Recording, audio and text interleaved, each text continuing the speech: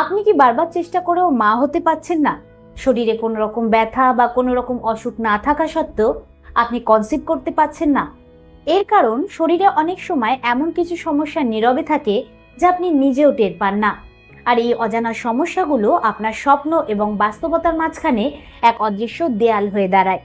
তাই আজকের এই ভিডিওতে আমি আপনাকে এমন 5টি সমস্যার কথা বলবো যেগুলো কিনা অনেক মহিলাদেরই শরীরে থাকে, কিন্তু তারা বুঝতেও পারে না, এবং সেই সমস্যাগুলো গর্ভধারণে বাধা সৃষ্টি করে। এরই সাথে আপনাকে কিছু তথ্য দেব যা আপনাকে মা হতে সাহায্য করবে। নমস্কার, আমি মাধুরী দাস, হেলথ কনসালটেন্ট। তো চলুন শুরু করা যাক।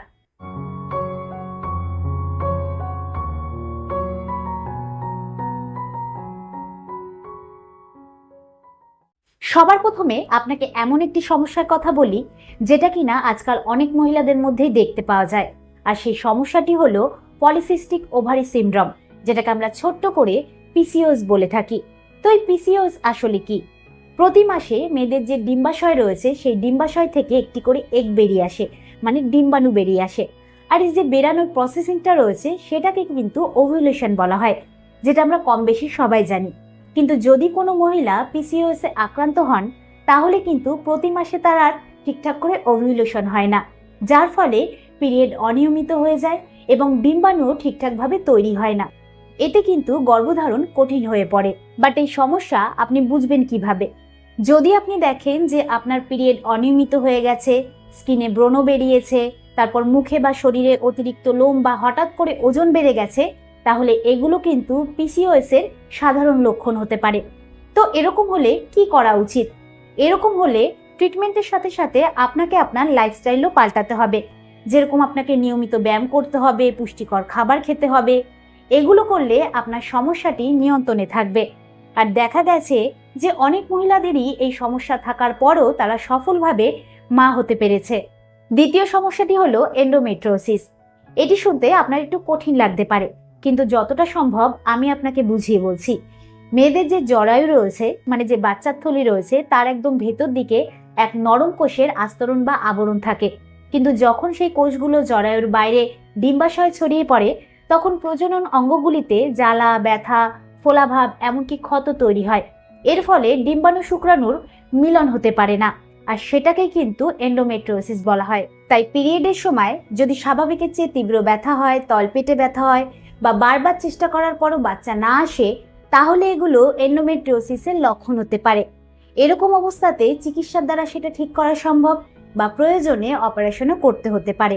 এবার 3 নম্বর সমস্যাটি অনেকের কাছেই পরিচিত, আর সেটি হচ্ছে থাইরয়েড। অনেকেই হয়তো জানে না যে থাইরয়েডও গর্ভধারণে কতটা সমস্যা তৈরি করতে পারে।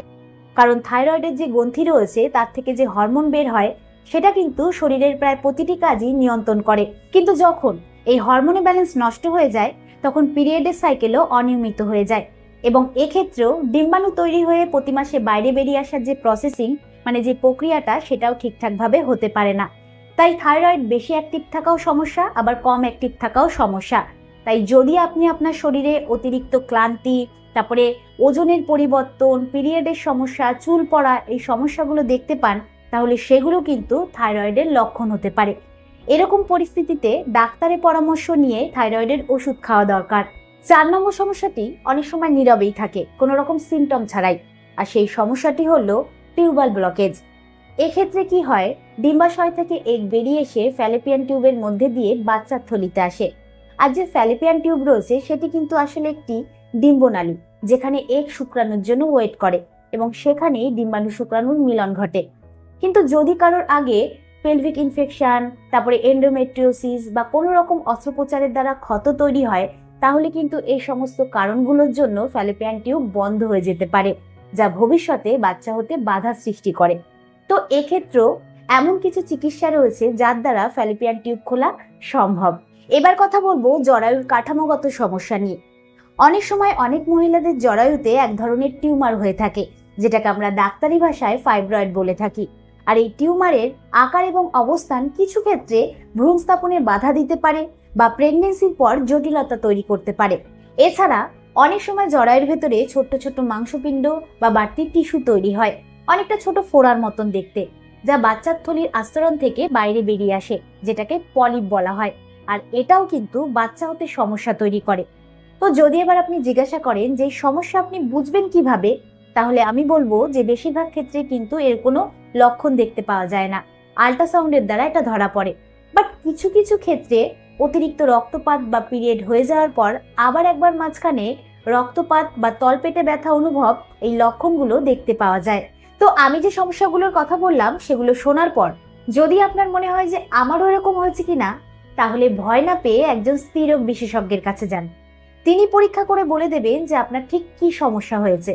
কারণ সমস্যা জানা মানেই সমাধানের দিকে এক ধাপ এগিয়ে যাওয়া। আর এখনকার চিকিৎসা ব্যবস্থা অনেক উন্নত হয়েছে এবং এতে হাজার হাজার মহিলারা মাও হতে পারছেন। তো আমি আশা করব যে এই ভিডিওর দ্বারা আপনি উপকৃত হবেন। ভিডিওটি কিরকম লাগলো অবশ্যই কমেন্টে জানাবেন। আজকের মতন এতটুকুই, আবার দেখা হবে পরবর্তী ভিডিও নিয়ে। নমস্কার।